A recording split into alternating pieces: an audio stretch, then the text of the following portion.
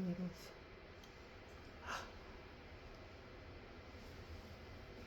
Muy buenos días, Dios les bendiga ricamente en esta mañana.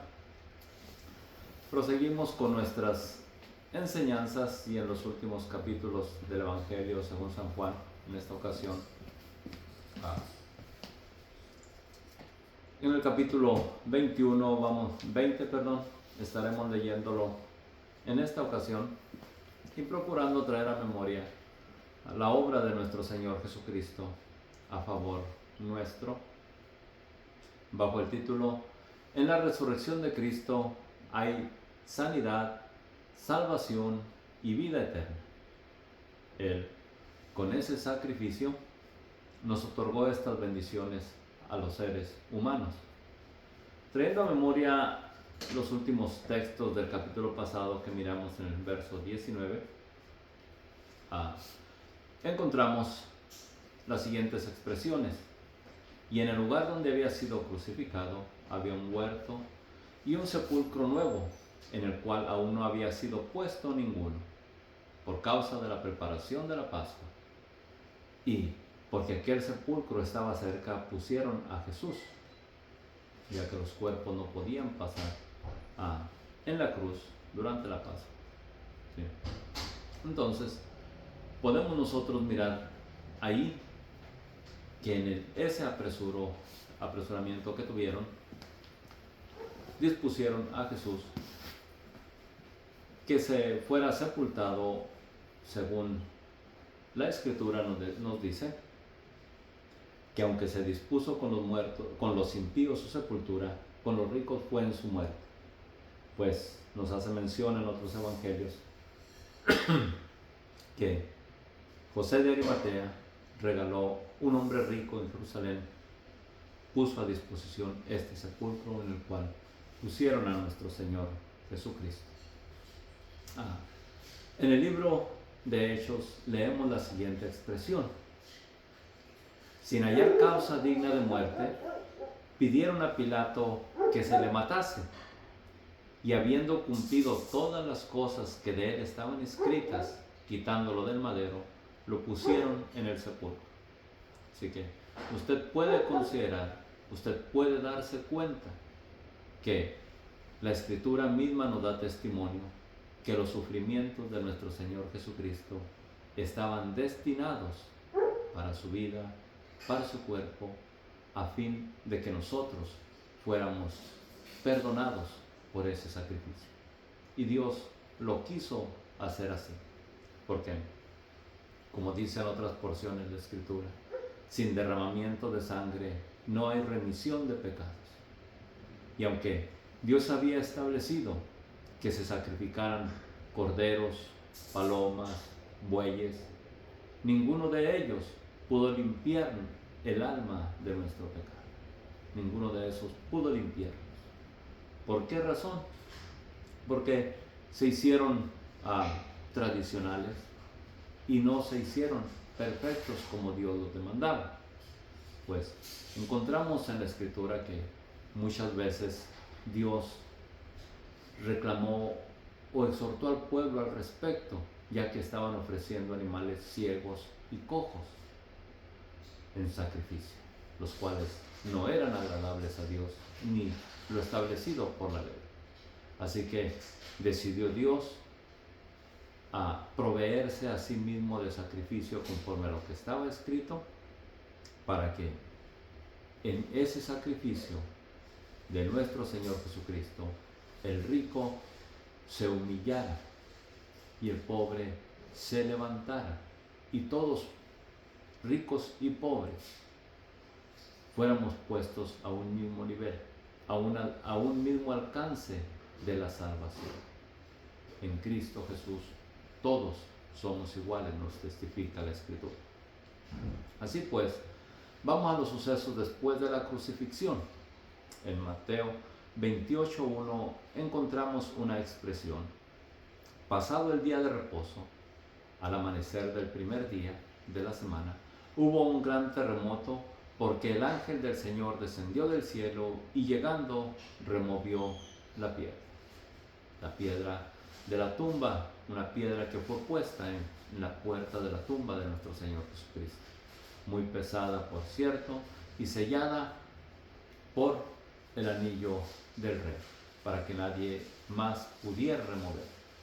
Sin embargo, un ángel vino e hizo esta obra, y la hizo a favor de las mujeres que se acercaron o que estaban dispuestas para ir a ungir el cuerpo de nuestro Señor Jesucristo después de la resurrección.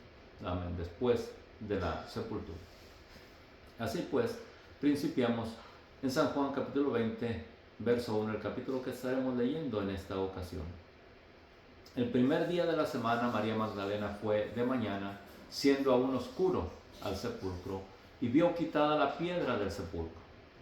Entonces corrió y fue a Simón Pedro y al otro discípulo, aquel al que amaba Jesús, y le dijo: se han llevado del sepulcro al Señor y no sabemos dónde le han puesto. Esa fue su preocupación, primeramente de María Magdalena, que se habían llevado al cuerpo del Señor al mirar la tumba abierta, ya que el ángel del Señor había removido la piedra. Y lo había hecho el Señor con el propósito de que pudieran entrar a la tumba y su cuerpo no estaba ahí, para que se dieran cuenta que las palabras que él había hablado acerca de la resurrección se habían cumplido. Y salieron Pedro y el otro discípulo y fueron al sepulcro. Corrían los dos juntos, pero el otro discípulo corrió más aprisa que Pedro y llegó primero al sepulcro. Este otro discípulo, del que él no describe el nombre, podemos decir es el autor de este libro que estamos leyendo, Juan.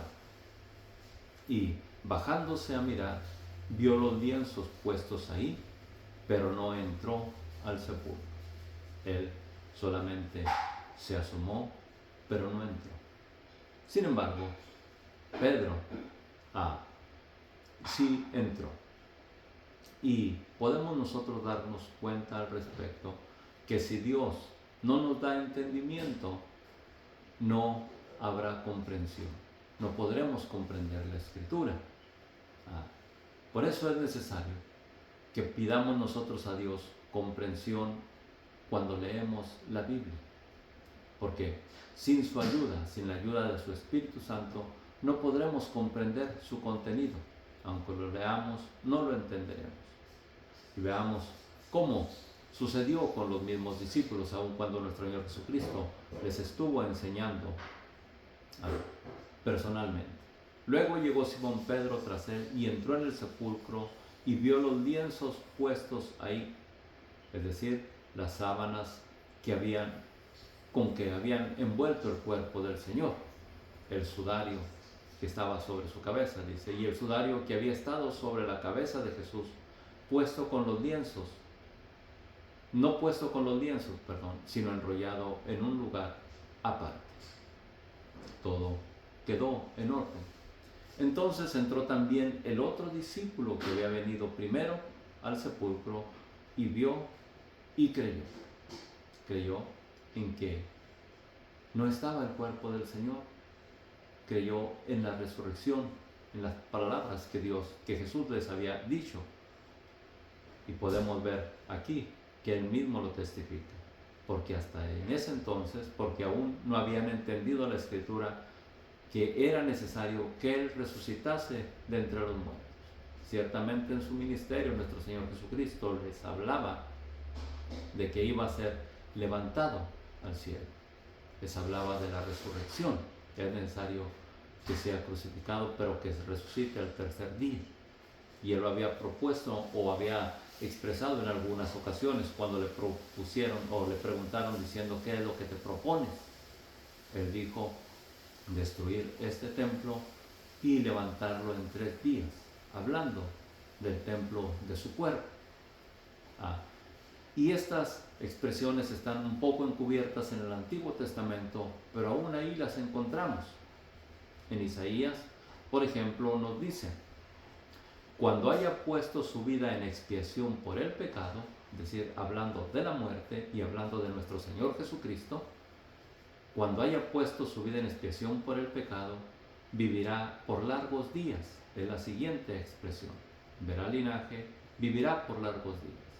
Hablando de la resurrección, y aunque está encubierta y difícil de que la comprendamos, no la comprenderíamos si el Nuevo Testamento no nos lo testificara. Y si el Espíritu Santo no nos diera también tal testimonio.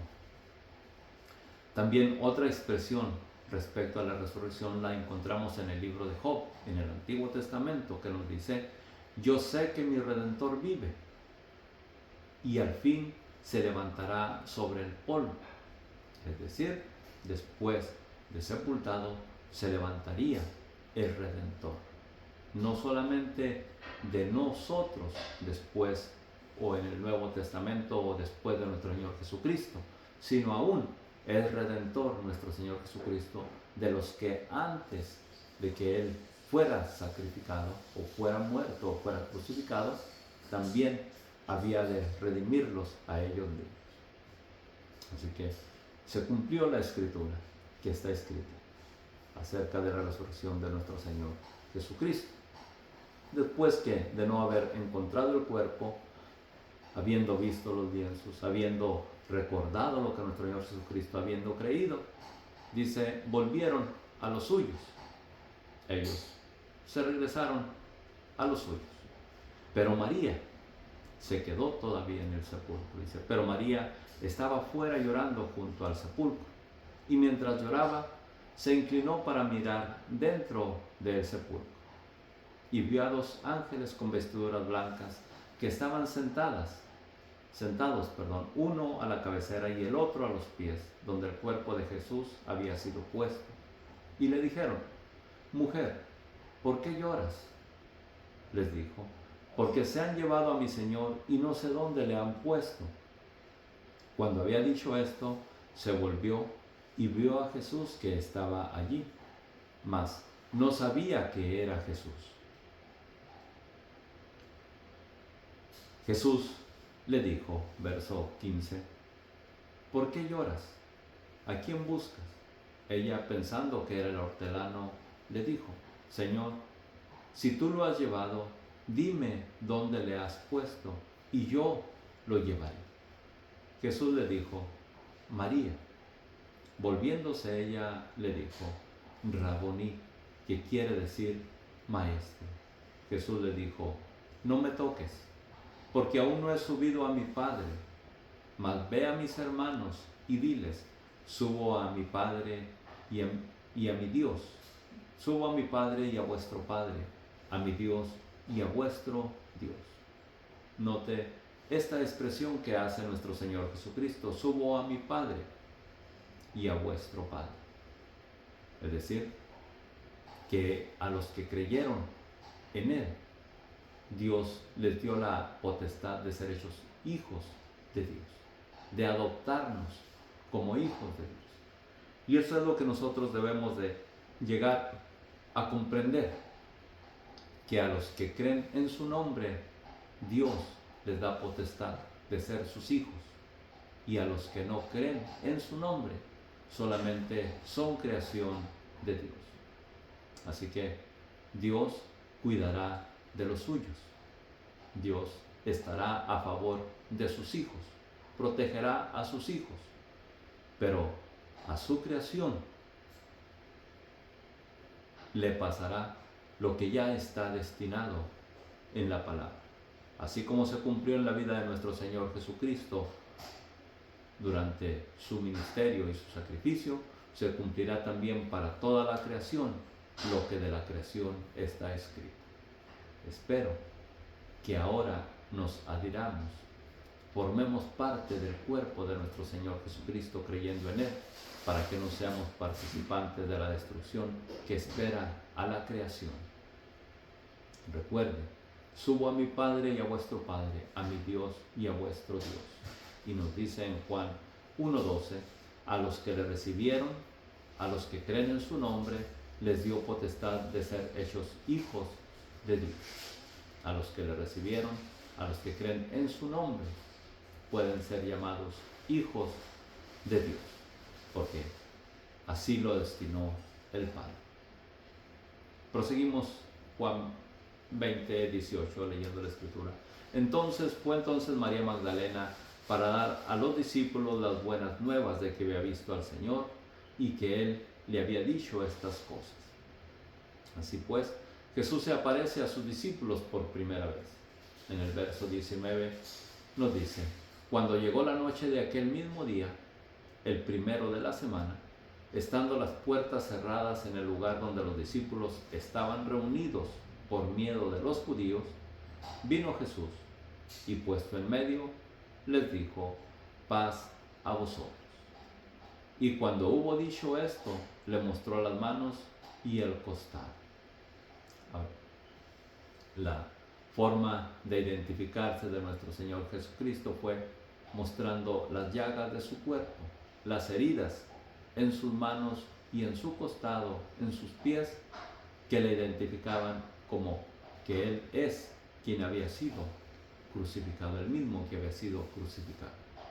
Y cumpliéndose así la Escritura en Zacarías, que está en Zacarías 12:10, mirarán a mí, a quien traspasaron.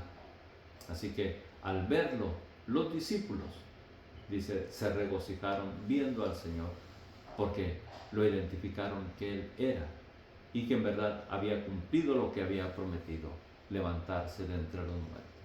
Y Dios lo levantó para salvación nuestra. Y gloria sea su nombre por Él. Verso 21. Entonces Jesús dijo otra vez: paz a vosotros. Como me envió el Padre, así también yo os envío. Y esto es, a predicar el Evangelio, porque este es el ministerio que Dios ha dado a los que creen en su nombre. Y como nos dice en otras porciones de la Escritura, el que oye, diga ven. Así que si nosotros hemos oído que en Cristo hay salvación, les decimos a ustedes también: vengan, en Cristo hay salvación y vida eterna para todos los que creen.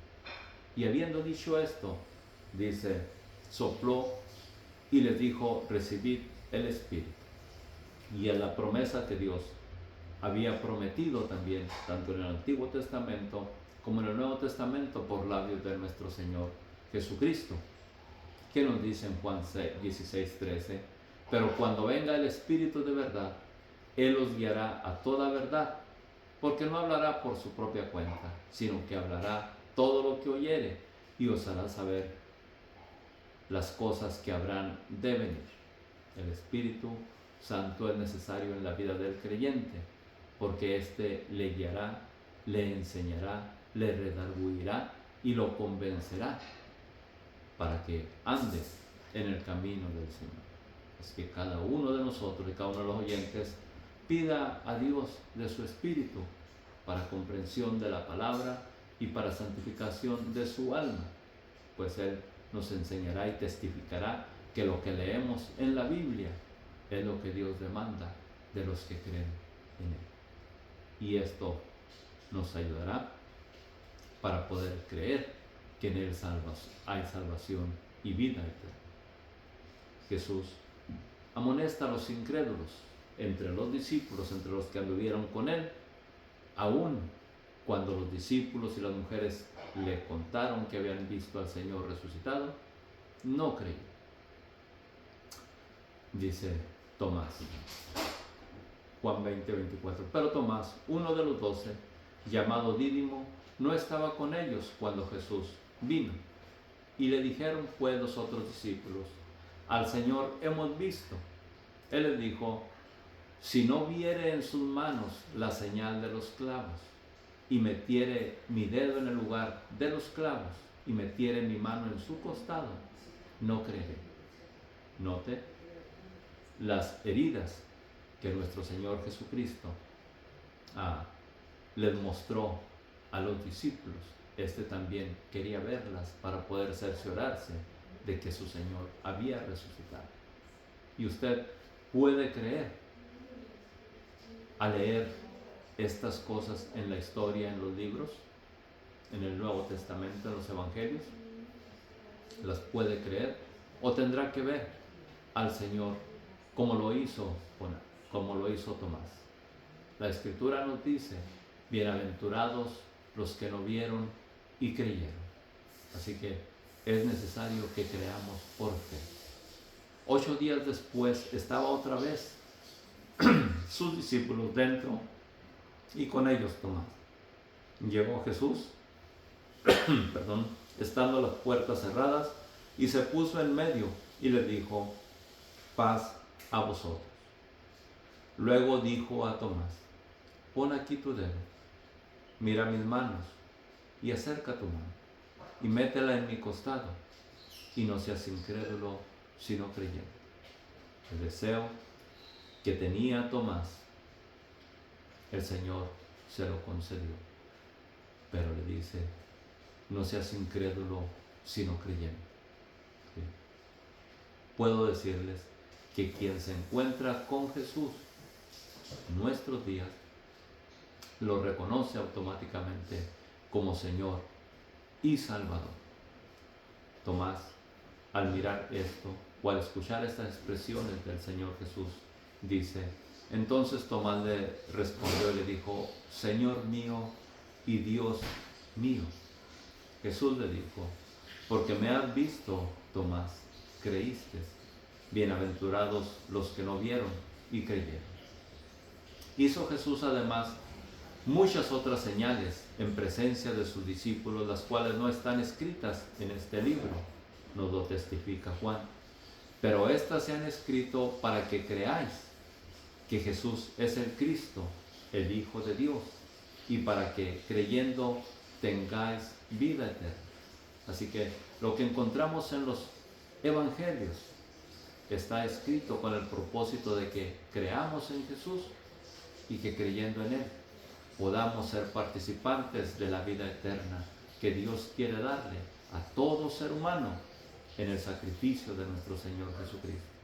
Pero nos es necesario creer en Él. Los discípulos nos dan testimonio de esta resurrección, y los hechos de los apóstoles también podemos verlos que nos dan testimonio, ya que lo hacen públicamente y sin temor alguno. En Hechos 3:13, por ejemplo, nosotros miramos una predicación de Pedro, y hablando al respecto les dice, el Dios de Abraham, de Isaac y de Jacob. Y quizás usted no conozca a estas personas, pero en Abraham, en la descendencia de Abraham, está fundada la nación de Israel, o está fundada la nación de los judíos, conocida hasta el presente como Israel. Isaac fue hijo de Abraham, único hijo de Abraham. Jacob fue hijo de Isaac, y en Isaac hubo 12 tribus, 12 hijos en su descendencia, de las cuales Dios estableció a la nación de Israel, que existe hasta el presente, aunque hubo un tiempo que fueron dispersados por causa de su desobediencia. Pero también fue con el propósito de hacer saber entre las naciones que hay un Dios que vive y reina, que hay un Dios que se interesa en sus criaturas, que hay un Dios que les estableció leyes para la redención, y que esa redención fue manifestada para toda la humanidad en Jesucristo, nuestro Señor y Salvador. Y nos dice, hablando acerca de este sacrificio, el Dios de Abraham, de Isaac y de Jacob, el Dios de nuestros padres, ha glorificado a su Hijo Jesús, a quien vosotros entregasteis y negasteis delante de Pilato, cuando éste había resuelto a ponerle en libertad. Si leemos, si nos recordamos, Pilato le hace mención, he de crucificar a vuestro rey. Mas vosotros negasteis al santo y al justo, y pedisteis que se os diese un homicida en lugar de Jesús, y matasteis al autor de la vida, a quien Dios ha resucitado de los muertos, de lo cual nosotros somos testigos, porque lo vieron, testigos oculares de la resurrección. Y por la fe en su nombre, A este que vosotros veis y conocéis, le ha confirmado su nombre, y la fe que es por él ha dado a este esta completa sanidad en presencia de todos vosotros. Por eso el título de nuestra lección es en la resurrección de Cristo hay salvación, sanidad y vida eterna. ¿Sí? Mas ahora, hermanos, sé que por ignorancia lo habéis hecho, como también vuestros gobernantes. Pero Dios ha cumplido así lo que había antes anunciado por boca de todos sus profetas, que su Cristo había de padecer, porque así estaba destinado. Así que arrepentíos y convertíos, para que sean borrados vuestros pecados, para que vengan de la presencia del Señor tiempos de refrigerio. Y esta es la mayor expresión del Evangelio. Arrepentíos y convertíos de vuestros pecados, nos dice la Escritura en Juan, y Juan el Bautista testificando que hagamos pues frutos dignos de arrepentimiento. Así que esta es la expresión mayor del Evangelio: arrepentidos y convertidos de nuestros pecados. No sigamos en las mismas concupiscencias, en las mismas seducciones que teníamos, sino que andemos en una vida nueva. Así que arrepentidos y convertidos, para que sean borrados vuestros pecados y vengan de la presencia del Señor tiempos de refrigerio. Puesto que hoy se nos interroga acerca del beneficio hecho a un hombre, de qué manera éste ha sido sanado, sea notorio a todos vosotros y a todo el pueblo de Israel, que en el nombre de Jesucristo de Nazaret, a quien vosotros crucificasteis, a quien Dios resucitó de los muertos, por él, en este nombre, está en vuestras manos, en vuestra presencia sano. Este Jesús es la piedra reprobada por vosotros, los edificadores, la cual ha venido a ser cabeza del ángulo. Y en ningún otro hay salvación, porque no hay otro nombre bajo el cielo dado a los hombres en que podamos ser salvos. Note, la Escritura es clara, la Escritura es veraz, porque ciertamente solo Jesucristo murió para expiar el pecado de la humanidad. Solo Jesucristo puede dar vida eterna si podemos creer en Él. En ningún otro hay salvación, porque no hay otro nombre bajo el cielo dado a los hombres en que podamos ser salvos. Y así es el testimonio de quienes creyeron en Él. Nos dice en Hechos 13:26, otro de los que creyó y predica e instruye al pueblo. Varones hermanos, hijos del linaje de Abraham, y los que entre vosotros teméis a Dios, a vosotros es enviada la palabra de esta salvación, porque los habitantes de Jerusalén y sus gobernantes, no conociendo a Jesús, ni las palabras de los profetas que se leen todos los días de reposo, las cumplieron al condenarlo. Todo lo que estaba escrito se cumplió. Y sin hallar en él causa digna de muerte, pidieron a Pilato que se le matase. Habiendo cumplido todas las cosas que de él estaban escritas, quitándolo del madero, lo pusieron en el sepulcro. Mas Dios lo levantó de los muertos. Y él se apareció durante muchos días a los que habían subido juntamente con él de Galilea a Jerusalén, los cuales ahora son sus testigos ante el pueblo.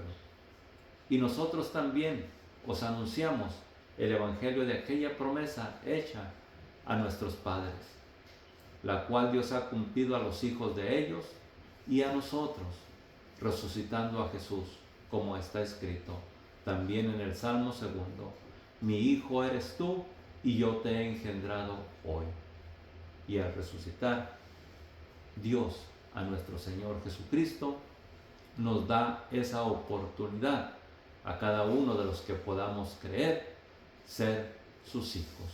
Como vuelvo a repetir, Juan 1:12 y 13 nos dice lo siguiente: Mas a todos los que le recibieron, a los que creen en su nombre, les dio potestad de ser hechos hijos de Dios. Solamente a los que creen son sus hijos, los cuales no son engendrados de sangre, ni de voluntad de carne, ni de voluntad de varón, sino de Dios, por medio del creer en Él. Dios les bendiga ricamente. Espero yo que el Espíritu Santo dé entendimiento a cada uno de nosotros y disposición en nuestro corazón para reconocer a Jesucristo como único y suficiente Salvador en nuestras vidas. Dios les bendiga. Hasta la próxima.